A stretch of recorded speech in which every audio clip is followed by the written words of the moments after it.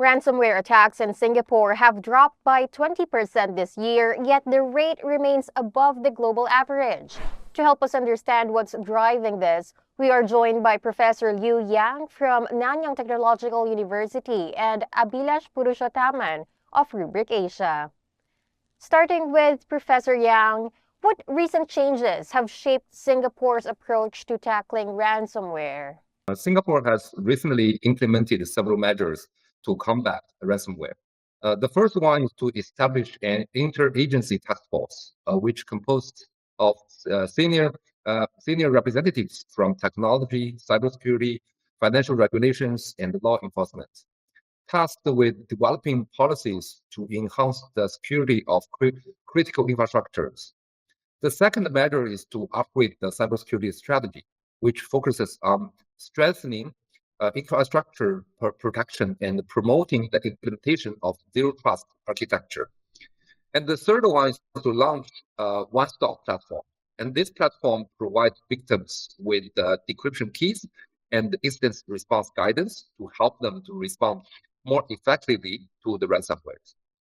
Last but not least, engaging in international collaborations, including collaborating with the UK at Global Counter-Ransomware Initiative Summit to release guidelines that assist organizations in better addressing the ransomware threats. Recently, Singapore has ramped up its fight against ransomware.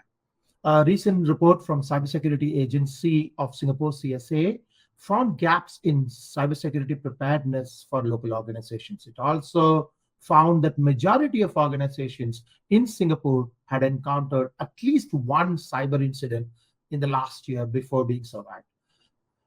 This aligns with our findings from our Rubric Zero Labs report also, which found about 99% of IT and security leaders in Singapore have experienced a major cyber attack last year.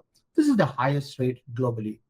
If you see Minister of Communications and Information, Josephine Teo, recently said that MCI is looking into legislation that could require service providers, data centers, cloud providers to meet higher security and resilience standards to reduce likelihood of any systematic disruptions.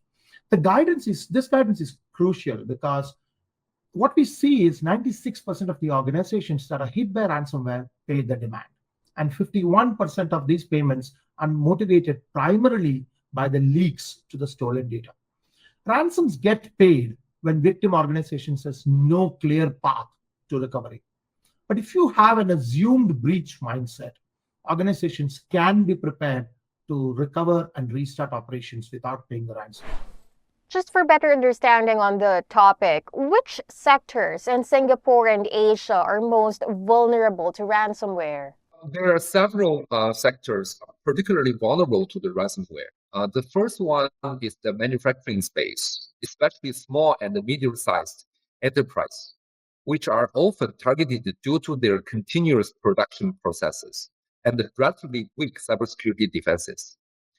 Criminal groups frequently disturb production lines to pressure the company into paying ransom.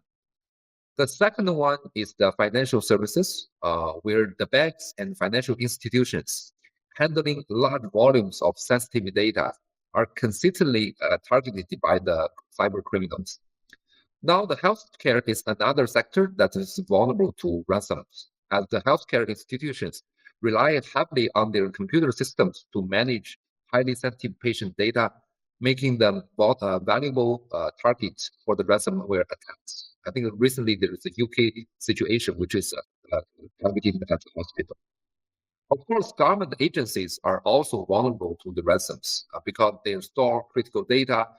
In addition, attacking government agencies can create widespread social impact. For instance, a ransom instance at Indonesia National Data Center caused disruption to immigration, airport, and other essential public services, with far-reaching consequences.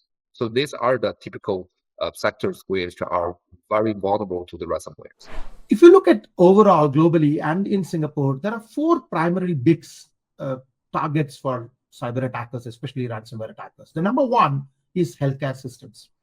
Healthcare systems have a big target on their backs because they carry a lot of sensitive data with them.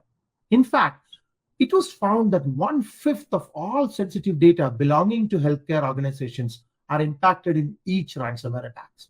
Last November, we witnessed websites of major public hospitals, polyclinics, and healthcare clusters in Singapore were down for more than 7 hours due to a DDoS attack, a denial of service attack.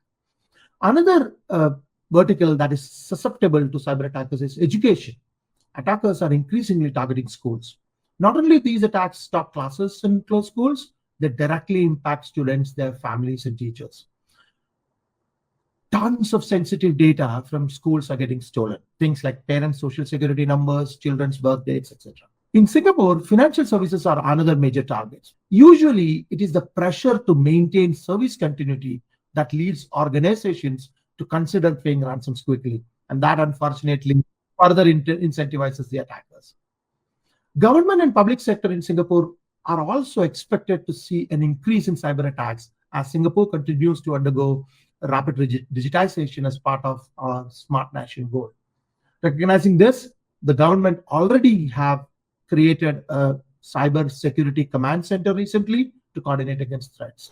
Now, looking at this from a different point of view, how do law enforcement agencies in Singapore view ransom payments? Professor Yang? This is a very good question. Law enforcement agencies in Singapore strongly discourage the ransom payment, as paying does not guarantee the data encryption or prevent information leakage. Instead, this kind of ransom paying will encourage the criminal activities so that they will get the payment and potentially they will do more attacks.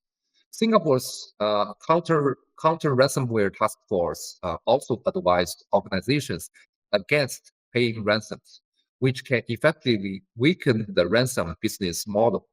Additionally, Singapore actively participates in international corporations, joining other countries in a joint statement opposing ransom payment and promoting alternative measures to address the ransomware threats. I think fundamentally the primary point here is there's a strong disapproval of ransom payments.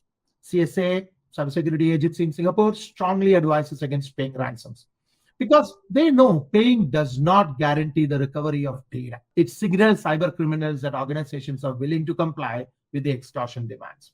That has been always our stance too. In fact, our founding tagline in Rubric was always "Don't pay the ransom," because we believe that payout is in the way out. Recovering from a clean backup is the only way to beat the attackers. What we need to do is to have an assumed breach mindset so that data can be truly immutable, can't be encrypted, and once data is stored and backed up, there is no way you can modify the data. So if the organization's data is immune to ransomware and it cannot be overwritten, then it is easier for us to recover a clean copy back and go back to business. That's the only way you can fight this menace of ransomware. Thank you so much for joining us today and for sharing your insights, Professor Yang and Abhilash. Yeah, same here. Yeah, have a good day. Thank you, Sez, and thank you for having me here. Once again, those were Professor Liu Yang, Executive Director for Cyber Research Program Office and Cybersecurity Research Center at NTU, and Abhilash Purushottaman, General Manager and Vice President of Rubric Asia. For more news, visit sbr.com.sg.